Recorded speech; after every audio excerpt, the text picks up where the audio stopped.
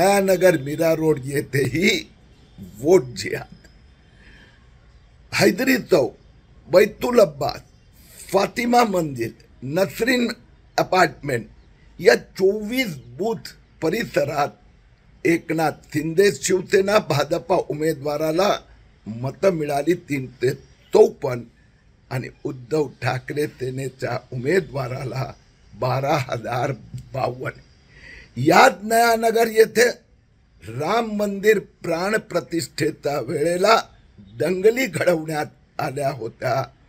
vote जिहाद की जीत म्हणजेच उद्धव ठाकरे सेने